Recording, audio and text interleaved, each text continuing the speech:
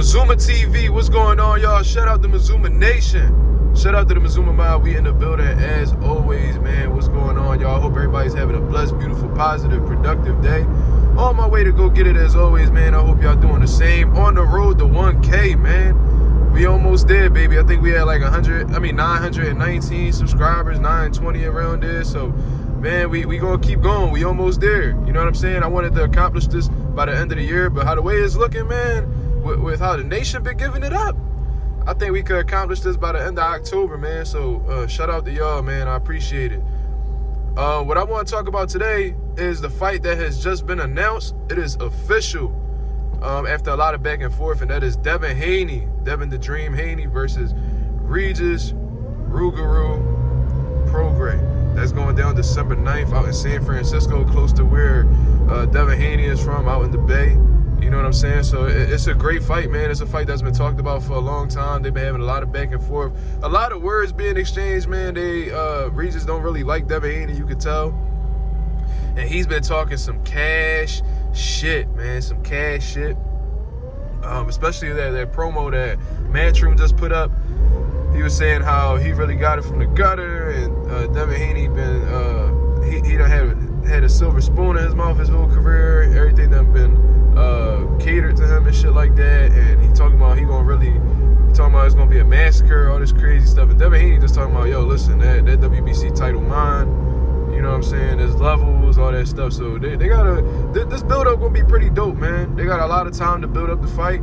I like the fight, in all honesty. It shows that Devin Haney's been taking on some great fights, man. He's just fought Lomachenko, no tune-up in between, moving up to 140 and taking on the WBC champ. So it's impressive, you know what I'm saying? I actually like it. Like I said, I've said it on record several times, I'm not the biggest fan of Devin Haney, but I respect what he's doing, you know what I'm saying? Because he could have easily vacated them titles at 35, moved up to 40, and got him a nice little tune-up, you know what I'm saying, to get his feet wet at 140. But he's going straight into the smoke, man. Regis Prograis is a dangerous dude. He's been ducked a lot throughout his career. And it took him a long time to get that WBC title back after losing to Josh Taylor. He had to go through a nice little mission to get back into that mix. You know what I'm saying? So, it's a great fight, man. It's a great fight. Now the question is, who wins? Like, who does this favor stylistically? I've been on record speaking about this fight several times, but we really gonna get it. We gonna get in depth with this breakdown. You know what I mean? Just assessing Regis Prograis, man. He's obviously dangerous. You know what I'm saying? He got enough power to stop about anybody in the 140-pound division. On top of that, his conditioning is excellent. You know what I'm saying? I've noticed that about him. He's always in dog shape. He's always ready to go. And he got a lot of dog in him. A lot of dog, a lot of grit, a lot of determination. And he's consistently coming. You know what I mean? Especially when he smells blood in the water. He's a great finisher. And he punches with bad intentions, man. Got some skills as well, man. He definitely done showed it. That fight against Josh Taylor was pretty close. You know what I'm saying? So, he's put on some great fights. Excited fighter, dangerous all around. And he's a game opponent, man. This is not somebody that Devin Haney is gonna have an easy time with, in my opinion. You know what I'm saying? I think that Devin Haney's gonna have to be extremely cautious going up against Regis Prograis. You know what I'm saying? Now, looking at Devin Haney, in all honesty, I believe he's the more skilled guy. I think he got the faster hands. I think he has the faster feet. I think that he has the better jab. I think Devin Haney has top 3 best jabs in boxing. That's just my honest opinion. But he does seem to neglect it against southpaws, which is Regis. You know what I mean? Regis is a southpaw. That's something that I didn't mention. You know what I mean? Which plays to his benefit as well, because a lot of people don't really know how to approach southpaws. You know what I'm saying? And Regis just so happens to be that. So on top of being dangerous, having a lot of the great qualities I done mentioned, he's also left-handed. And that's something that Devin Haney has struggled with in his previous fights. You know what I mean? He done came out victorious in each one.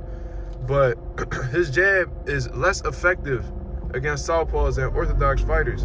Like when he went up against Jojo Diaz has very little to zero jab. You know what I'm saying? That's just something that I've noticed. He's not somebody who really lives and dies behind the jab, and he was able to out-jab and outland Devin Haney in the jab department.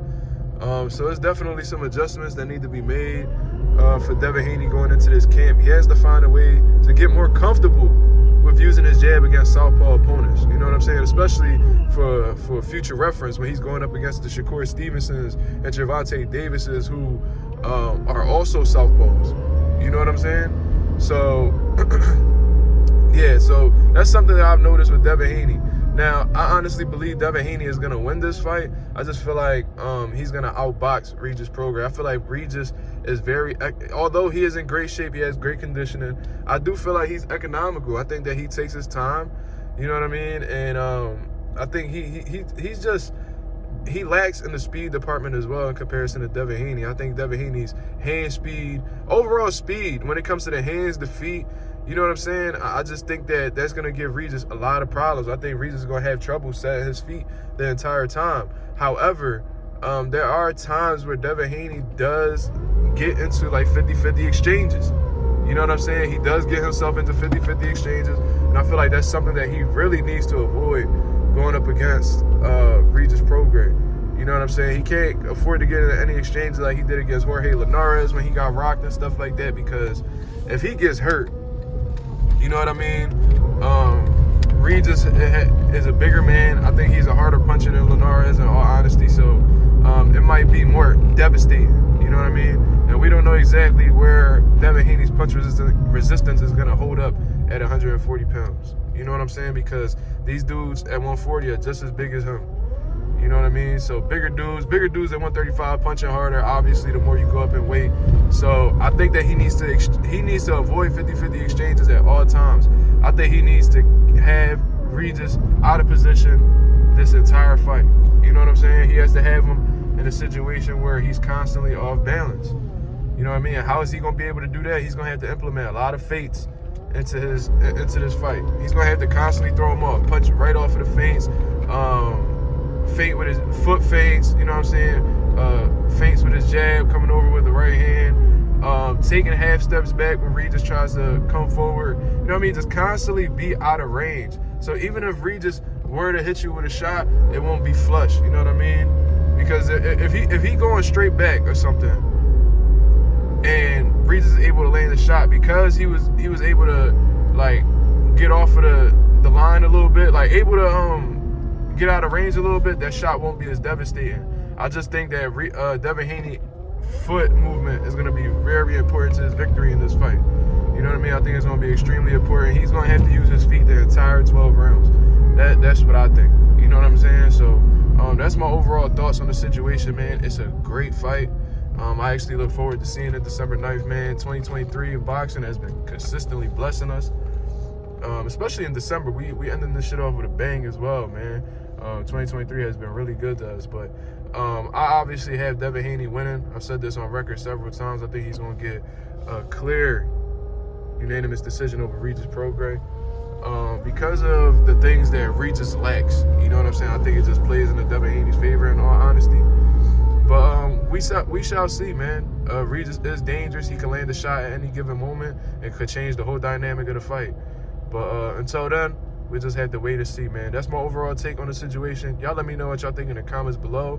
I know my guys, a few of them, my guy Notes and Ree, shout out to them, man. They believe that Devin Haney's gonna stop Regis.